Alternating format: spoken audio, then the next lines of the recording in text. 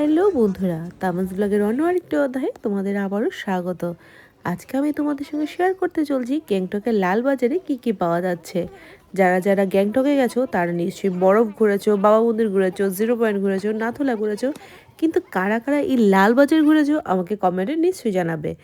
এই লালবাজার ঢুকে তোমরা নিশ্চয়ই দেখেছো প্রথমে বিভিন্ন শীতের বস্ত্রের দোকান, গিফট শপ, কিন্তু যদি তোমরা সকালবেলা যাও তাহলে কিন্তু তোমরা দ্বিতীয় ফেজে দেখতে পাবে এরকম ফলের বাজার, যেখান থেকে আমরা নিয়ে নিয়েছিলাম এই যে ডানলো, যেটা খেতে কিন্তু অনেক ঝাল।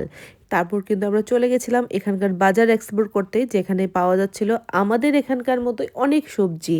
আর কিছু কিছু সবজি ছিল যেগুলো আমাদের আনকমন ছিল, আর সবজির দামটা আমাদের ত্রিপুরার মতোই ছিল। এই যে ছোট ছোট আলুগুলো দেখছো, যেগুলিতে আমরা আলুর দম খাই, এগুলো কিন্তু আমাদের ত্রিপুরাতে 100 টাকায় কেজি ছিল। ওখানে গিয়ে আমি 100 টাকা কেজিই পেলাম। তারপর আমি এই যে অর্গানিক হলুদের গুঁড়োগুলো দাম করেছিলাম, ওগুলো আমাদের এখানকার মতোই রেট ছিল। তারপর এই দোকানটায় চলে গেলাম, এখানে আমি একটা জিনিস খুব ভালো পেলাম, এই যে দেশি গাওয়া ঘি, কিন্তু আমি নিলাম না। এই মাশরুমগুলো ছিল 70 টাকা পার 500 গ্রাম, যেটা আমাদের এখানে 80 টাকা, জাস্ট 10 টাকা ডিফারেন্স ছিল। এই যে এটা ছিল একটা সয়াবিনের মিক্সচার, যেগুলো চাটনি বানিয়ে নাকি ভাতের সাথে খাওয়া হয়। আর এখানে ছিল ধূপ ধুনো, যেগুলি ঠাকুরের কাজে লাগে। তারপর আমরা চলে গেছিলাম পুরোটা বাজার এক্সপ্লোর করতে। এখানে বিভিন্ন সবজি ছিল যেগুলি সিমিলার, অনেক কিছুই পাওয়া যায় আমাদের ত্রিপুরাতে। আর এই পামকিনটা আমার কাছে খুব ভালো লেগেছিল। তারপর চলে গেছিলাম এই দোকানটায়, যেখানে পাওয়া যাচ্ছিল হানিকাম, বিভিন্ন ধরনের বিস্কিট, রাইস, নুডলস, অনেক কিছু। তো আমরা কিন্তু এখান থেকে নিয়ে নিয়েছিলাম এই যে ওদের হাতের তৈরি রাইস নুডলস। তারপর নিয়ে নিয়েছিলাম এই যে অর্গানিক রাইস, ব্রাউন রাইস, যেটা ছিল 200 টাকা পার কেজি। আর নিয়ে নিয়েছিলাম এই মুড়িটা, যেটা ছিল ওদের অর্গানিক, আর এটা ডায়াবেটিক পেশেন্টের জন্য খুব ভালো ছিল। এই কর্নফ্লেক্সটাও দেখেছিলাম, কিন্তু ওজনের ভয়ে নিতে পারিনি, ওটা ছিল ওদের লোকাল।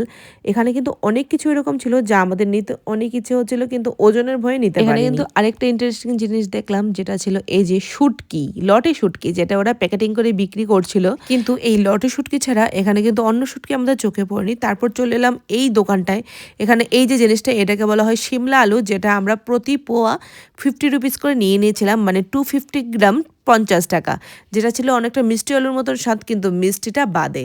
আরেকটা কথা, গ্যাংটক থেকে যে কোনো শপিং করুন, ওখান থেকে কিন্তু আমরা ডান হাতে সুন্দর করে নিতে হবে, এবং ডান হাতে সুন্দর করে আপনার টাকাটাও দিতে হবে। আর এই যে দেখুন, এখানে কিন্তু বিভিন্ন রকমের সেরামিকের জিনিসপত্রের দোকানও ছিল।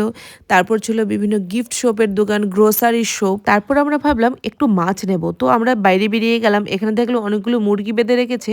তো আমরা জানতে পারলাম এখানে কিন্তু মুরগি কাটা হয় না, আপনারা যদি কেটে খেতে চান তো বাড়িতে নিয়ে যেতে হবে, কিন্তু এখানে এরকম কাটা মুরগি আসে, এগুলি আপনাদের নিয়ে যেতে হবে। আর মাছের অপশন হিসেবে 2-3টে দোকান পেলাম, এখান থেকে আমরা আর মাছ নিয়ে নিয়েছিলাম। তো এই ব্লগটা এখানেই শেষ করছি, টাটা।